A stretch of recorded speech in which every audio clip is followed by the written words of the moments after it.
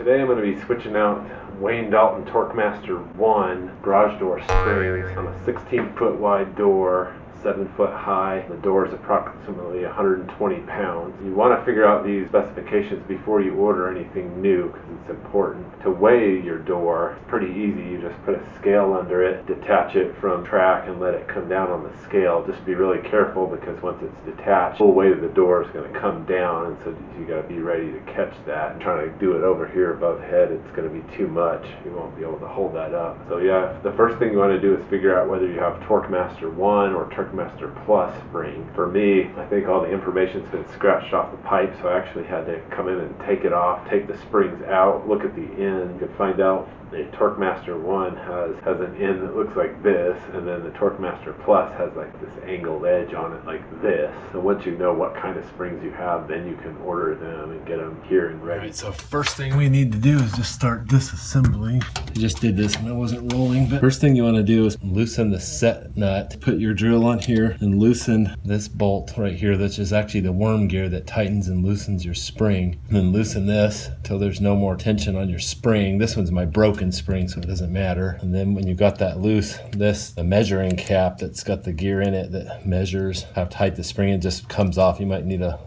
flat blade screwdriver just to pop it off. Most people's this part is actually lag bolted to the wall, and mine wasn't, so I'm not going to worry about that. All it is held in just a Phillips head screw here that ties it into the track. So just take that screw out, and then this whole cap is just going to slide right off. The gear just sits in there, so that's probably going to fall out.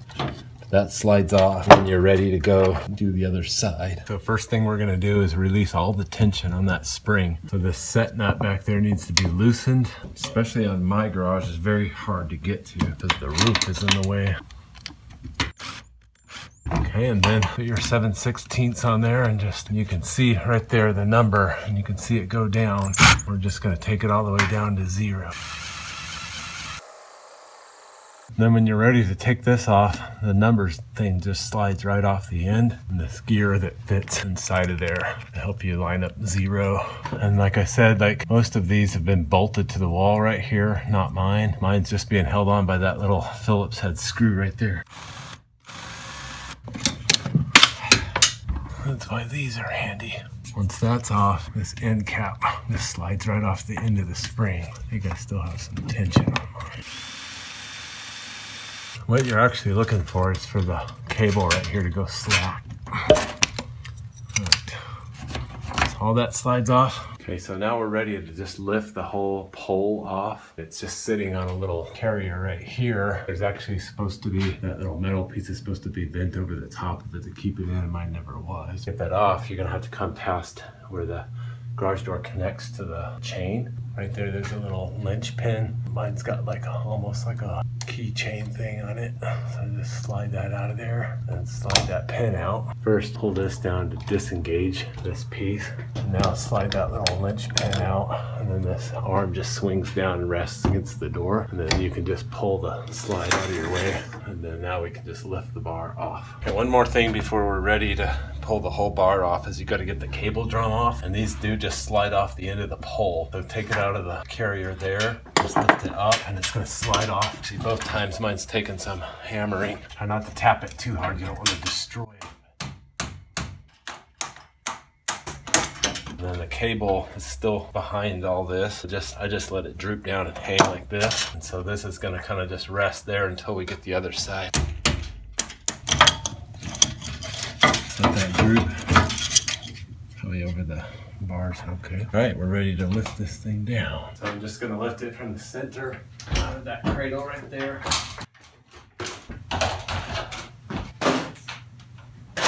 Okay, the old spring is just going to slide right out of the pole. Like I said, this is the broken one.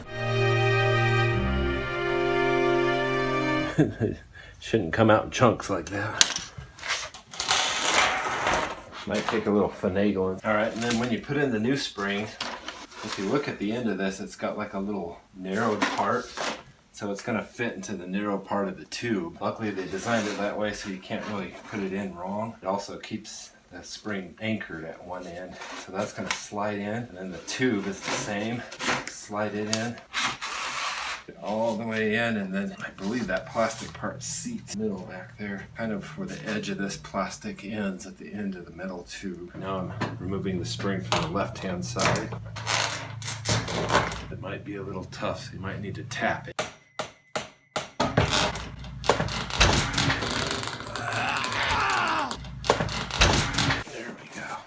Now, this spring is actually still good, but unfortunately recommended to replace both springs at the same time. It's gonna have to go. Now, it is important. There is a left-hand spring and a right-hand spring marked right there. So you determine left and right by looking from inside out. This right here is called the perch end. Perch end slides in first and align your tube. Easier said than done. I think the reason for the plastic tubing is for noise dampening. Also probably protects the spring against the inside of the tube. Slide it all the way in. Plastic butts up to the end like that. So one quick thing I noticed is it's just showing you with the old spring, like look how the end is sticking out like that. They're only this long, like they're not near half the tube there, so both springs can actually just slide into the tube depending on your working environment. So once I get it up there, I don't want spring to be slid inside the tube where I can't get a hold of it. So I'm just going to put a clamp on it. So now we're ready to put it back up on the wall. You want this to ride right in the middle. And then this little piece of metal is actually supposed to bend out over the top to keep this from sliding out. Mine never was, and it never did slide out, so over here on the right side, we're going to put the cable drum back on. Make sure you're on the inside of the track. Now I can take my little clamp off there. So you're just going to slide it over. Slides right on there. And it goes flush with the end of the pipe. And then you have your splines of your spring sticking out there. Eventually we're going to set it down like that. So get your cable drum, slide it over. Narrow part of the tube. It's going to seat right up against it. And now this is the seat right there like that. I don't know if you can quite see it from this angle, but right behind these splines is a little part that's going to sit right on that flange right there. Do that with both sides.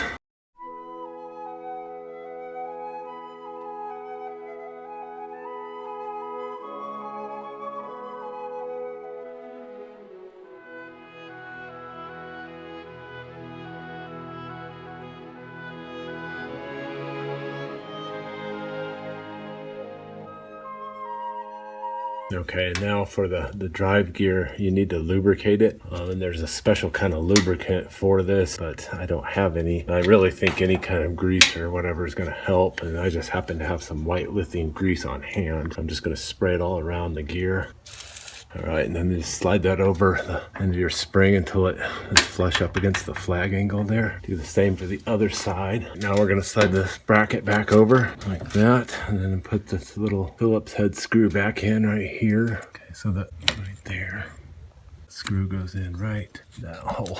All right, so the counter gear has a missing tooth here, and you just want to press it all the way in so it's aligned to this little raised rib, and it's going to kind of go flush up against there, and it'll be nice and tight. And then you have the counter numbers, and you just want 0 to line up right there. Push it in, and it fits pretty nice and snug on there. All right, so now we're just going to be making sure that the cable is aligned right. So turn this until the set screw right there is facing directly toward you. Now, if the cable is taut, then it's a good distance. If it's not, then you're going to want to loosen the set screw and pull on this extra cable until it's taut. So now we're going to go ahead and put our drill 7/16 socket on there, and we're just going to wind it until we get this up to 2, and then we're going to go check the other side and make sure everything's taut. Okay, so at this point this cable should be taut. It's not over here on the left side. So I'm going to loosen the set screw, pull it taut,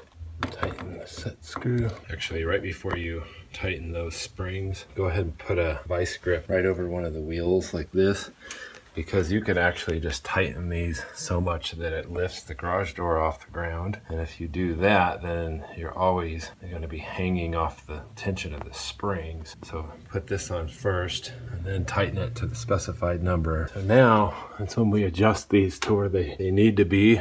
And so you need to know the height of your door and the weight of your door. Mine's 7 foot and it's 120 pounds. So that should be 16 turns. Let's do it to the other side.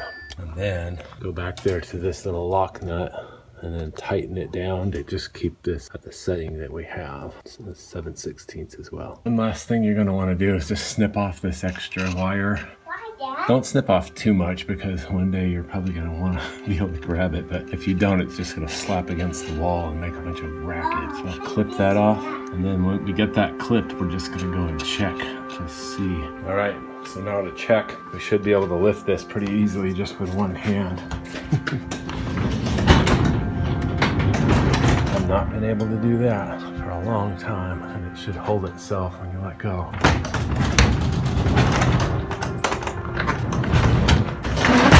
All right, now you just want to bring your track back on. And put that linch pin back in. Save money, learn stuff, do it yourself.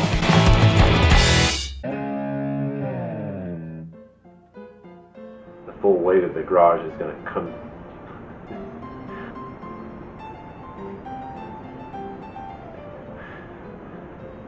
I don't know if it's a hexagon or if it's like an octagon. I don't know. This